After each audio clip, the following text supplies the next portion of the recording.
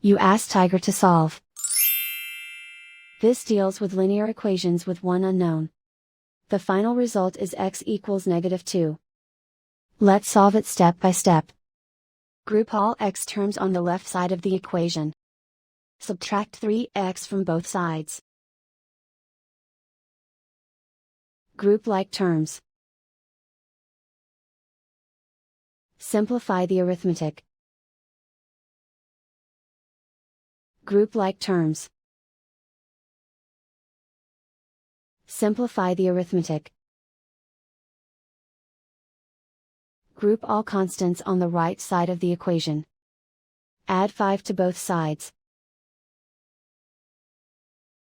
Simplify the arithmetic.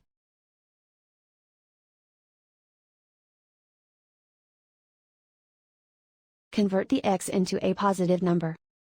Multiply both sides by -1.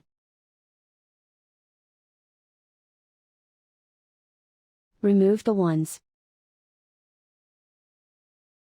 Simplify the arithmetic.